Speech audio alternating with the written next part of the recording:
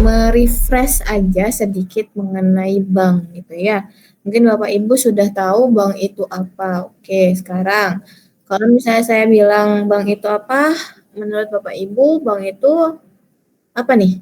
Ada yang mau jawab? Silakan. Ayo, BLKL udah dapat. Manajemen perkreditan udah dapat. Berarti udah tahu nih bank itu apa sih? Bank adalah lembaga yang menghimpun dana masyarakat dan disalurkan dalam bentuk kredit, Bu.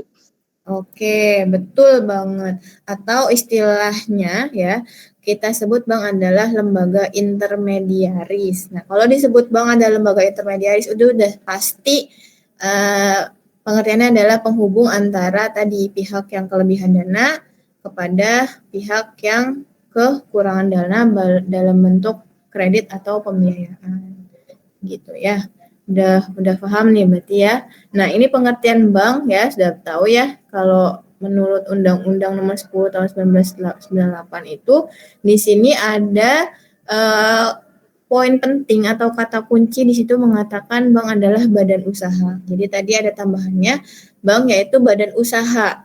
Ya, kalau dikatakan badan usaha berarti secara khusus atau dia punya keunikan tersendiri yaitu pasti mencari apa? Mencari apa? Mencari untung. Kalau kita sebut badan usaha itu pasti dia akan mencari untung.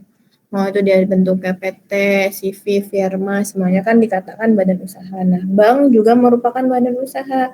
Jadi bank itu harus menghasilkan profit atau keuntungan ya bagi stakeholder.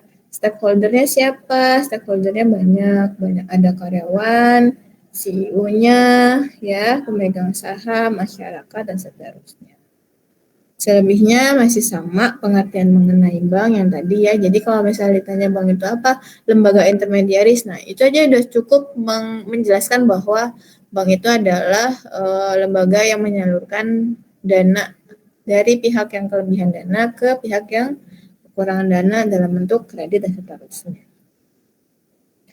Nah, fungsi bank yang pertama adalah lembaga intermediasi tadi ya. Intermediasi itu kan artinya penghubung. Jadi dia adalah penghubung dari penghubung antara unit surplus dana ya atau masyarakat yang kelebihan dana kepada unit atau masyarakat yang kekurangan dana. Ya. Selanjutnya penghimpunan dana ini yang pertama tidak semua instansi atau bahkan perorangan diizinkan untuk menghimpun dana dari masyarakat secara langsung. Jadi penghimpunan dana itu memang prosesnya sudah wajib terdaftar gitu ya dan wajib diawasi oleh OJK, terdaftar di OJK juga. Jadi kalau misalnya lembaga-lembaga yang kemudian dia menghimpun dana tapi tidak ada lisensinya dari OJK itu sebaiknya jangan ya. Karena ada beberapa lembaga keuangan, terutama lembaga keuangan yang dia bukan bank ya, atau lembaga keuangan non-bank seperti koperasi ya. Beberapa waktu yang lalu itu ada kasus yang besar. Salah satu koperasi dia menghimpun dana tapi ternyata dananya itu tidak digunakan sebagai semestinya atau tidak dikelola secara semestinya sehingga di situ rentan terjadi fraud, akhirnya bisa merugikan masyarakat yang sudah menyetor dananya sebagai tabungan ataupun deposito di lembaga keuangan tersebut. Jadi Bapak Ibu hati-hati ketika mau nabung atau nyimpan dananya. Harus di lembaga yang punya lisensi dan juga diawasi oleh OJK. Karena kalau sekarang kan lembaga keuangan, kalau di BLKL kan dibahas ya, lembaga keuangan ada yang berbentuknya dia bank, ada lembaga keuangan yang non-bank. Nanti di OJK tuh website OJK dia dijelaskan banget apa aja sih lembaga keuangan non-bank yang sudah terdaftar, itu ada daftarnya. Kemudian perbankan juga bank apa saja yang terdaftar dan diawasi OJK itu ada juga semuanya. Kemudian yang poin 2, agar terjamin keamanannya, hanya institusi bank yang dapat menghimpun dana dari masyarakat secara langsung. Nah, khusus untuk materi kita karena ini adalah kaitannya dengan perbankan, maka saya katakan di sini hanya bank lah yang aman gitu ya sejauh ini, karena materi kita memang berkaitan dengan bank. Adapun lembaga-lembaga non-bank ada yang sudah terdaftar di OJK. Nanti Bapak Ibu kalau memang mau menyimpan dananya di lembaga keuangan non-bank, mohon dicek apakah sudah terdaftar atau belum. Kalau belum, jangan. Kemudian penghimpunan dana itu bisa dalam bentuk tabungan, giro, atau deposito. Nah, ini mungkin Bapak Ibu sudah paham lah ya semuanya, udah di mata kuliah BKL udah ada. Kemudian fungsi bank yang kedua adalah penyedia layanan jasa keuangan, yaitu menyediakan berbagai layanan perantara pembayaran seperti transfer atau pembayaran berbagai macam tagihan. Nah, kita bisa ya melakukan transfer baik kita ke counter cabang bank terdekat, atau kita bisa melakukan transfer melalui mobile banking, internet banking gitu ya, bisa.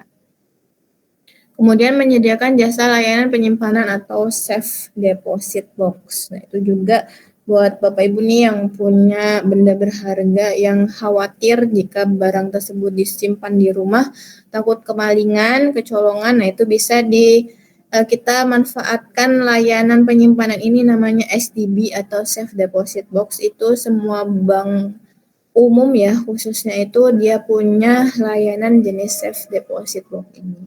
Bisa emas, bisa mungkin surat-surat berharga lainnya gitu ya, bisa disimpan di safe deposit box.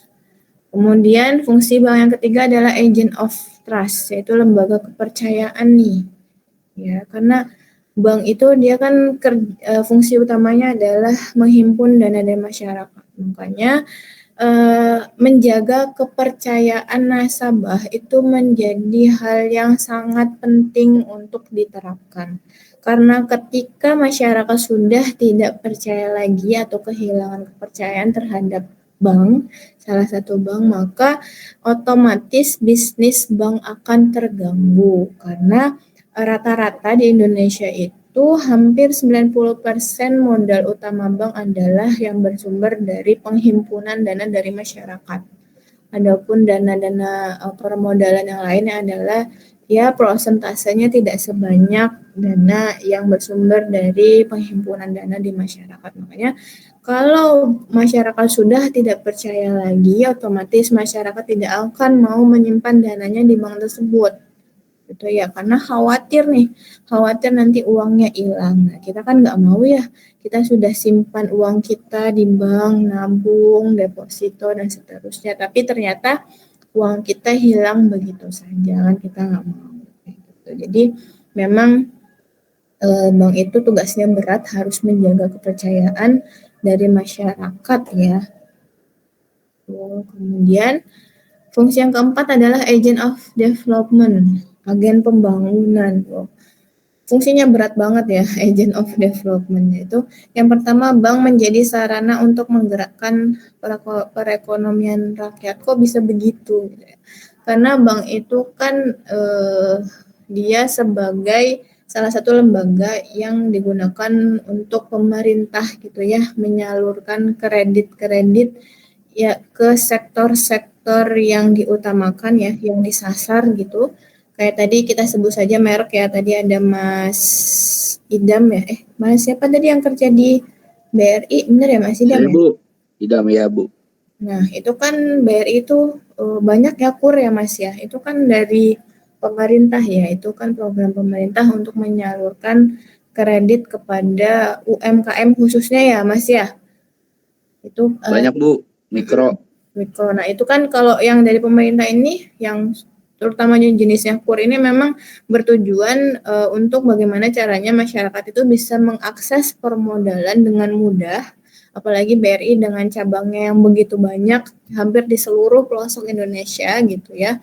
Nah itu bisa mengakses permodalan dengan baik gitu ya, memutus rantai rentenir gitu ya, dimana rentenir kan sangat mencekik ya, karena dia bunganya itu nggak jelas nih, bunganya bisa makin besar, makin nggak bisa bayar makin besar gitu ya, jaminannya juga sama nominal pembiayaannya atau nominal kreditnya itu nggak jelas gitu. Makanya melalui BRI lah dengan KUR itu tadi, pemerintah berharap supaya bisa menggerakkan perekonomian masyarakat. Kemudian yang kedua adalah dengan adanya fungsi penyaluran dana, roda perekonomian masyarakat dapat terbantu untuk berputar ya tadi sama ya. Jadi dengan penyaluran dana yang ada atau produk yang ada di perbankan, harapannya roda perekonomian itu terus berputar. Jadi kalau misalnya ada pengusaha yang kekurangan dana mau ekspansi, itu bisa mengajukan kredit ke bank, kemudian harapannya nanti perekonomian masyarakat bisa terus berputar. Sehingga dengan demikian pertumbuhan ekonomi akan bisa meningkat. Oke, sampai situ ada yang mau nanya dulu? Enggak ada ya, kita lanjut. Nah, bank sendiri ya itu ada 2 jenis menurut bidang usahanya, ada bank umum dan juga BPR. Nah, bank umum nanti dibagi lagi menjadi 2, ada bank umum syariah, ada bank umum konvensional. BPR juga sama. BPR itu ada BPR syariah atau disebutnya itu Bank Pembiayaan Rakyat Syariah. Ada juga BPR yang dia sifatnya konvensional. Gitu.